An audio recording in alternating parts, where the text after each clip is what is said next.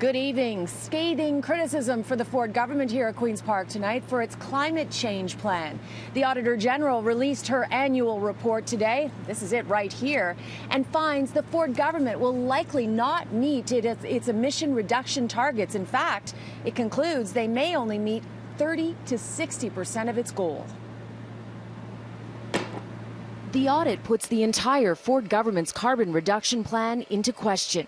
It finds it does not rely on sound evidence or best practices. And not only that, it double counts some emission reductions, therefore further inflating its projections. Our job was to look at whether or not the reductions are achievable.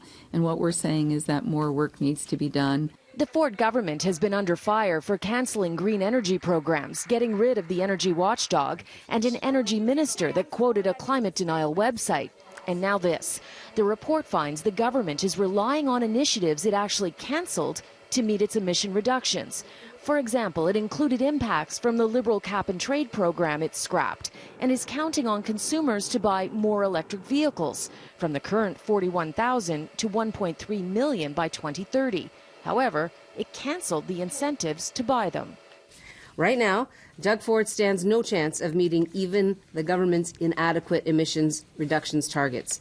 The Ford government's acting like the climate crisis isn't even a problem. But the Environment Minister promises the province will meet its carbon emissions reductions as per the Paris Accord. Acknowledge your plan is deeply flawed, though. I will not say it's flawed. What I'm saying, it's a comprehensive plan that takes in more than just one item. It's such a diverse plan.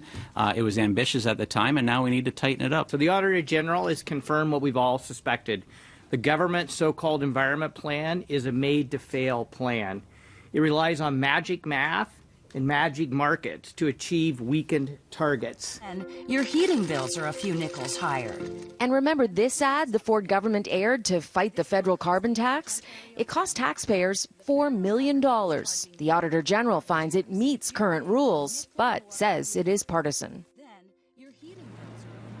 Now, the AG findings are particularly troubling for Doug Ford. He's promised that his Made in Ontario climate change plan could replace the federal carbon tax, and he's fighting Justin Trudeau over that all the way up to the Supreme Court. And as well, it's also giving more credence to the claims that he's not doing enough to fight climate change.